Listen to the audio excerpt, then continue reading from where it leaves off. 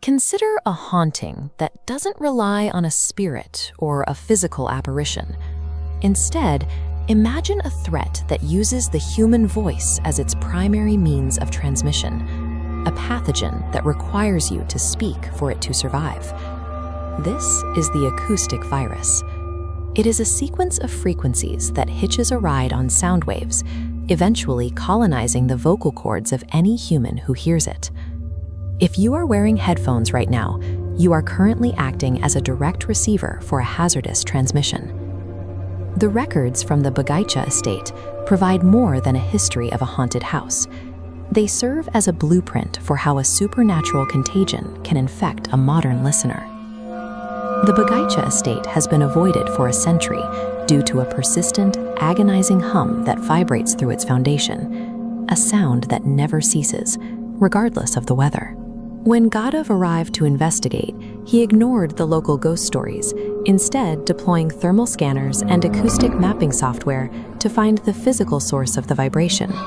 His scans revealed that the mansion is essentially a giant mechanical ear. A network of hollow brass pipes is woven into the walls, designed to capture every whisper and footstep and channel them into the basement.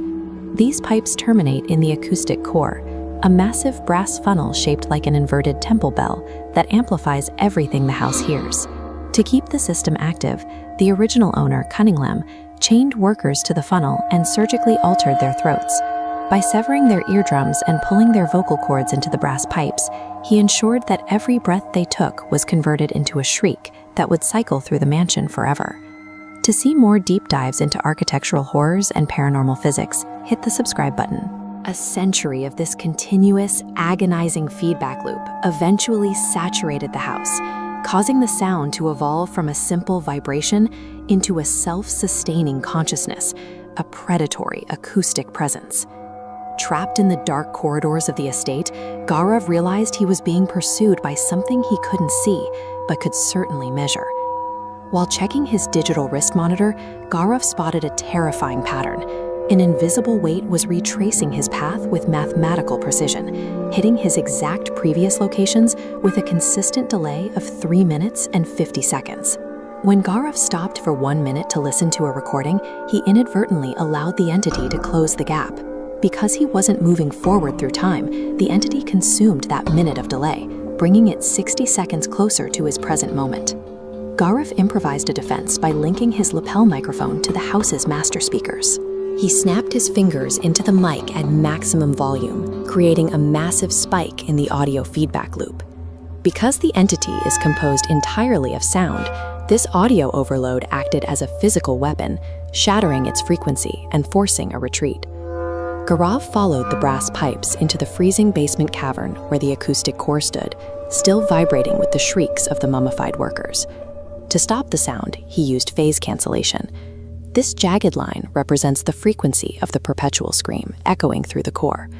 If you play the exact inverse of a frequency, the waves physically collide.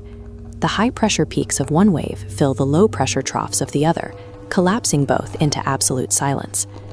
To render the anti-phase frequency, Garav's software required 40 seconds of absolute environmental silence, meaning he had to stand perfectly still as the entity approached. Pacing quickens.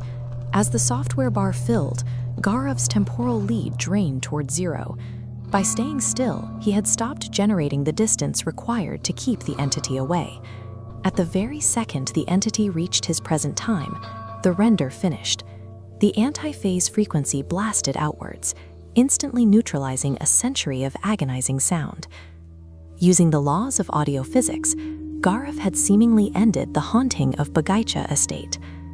The following morning, Garav left the estate and called the owner to report that the property was clean and the core was destroyed. The owner asked why Garav's voice was echoing. On the other end of the line, every word Garav spoke was repeated back 1 second later in a faint, identical whisper. Garav looked into a large hallway mirror and slowly raised his right hand. To his absolute horror, his reflection in the glass remained completely motionless.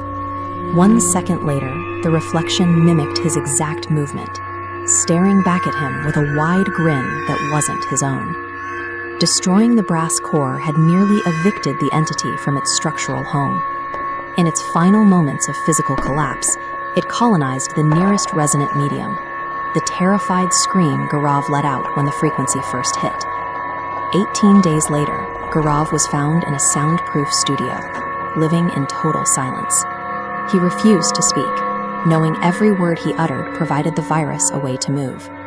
He realized the only way to contain the acoustic virus was to destroy its physical instrument of transmission.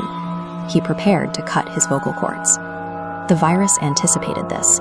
It seized control of his motor functions, forcing him to record and upload his final audio log to the public. By listening to this narration, you have provided the acoustic medium this presence requires to spread beyond Garav's studio. Remove your headphones. Turn toward the darkest corner of the room. Say a single word aloud, and wait exactly 1 second for the reply.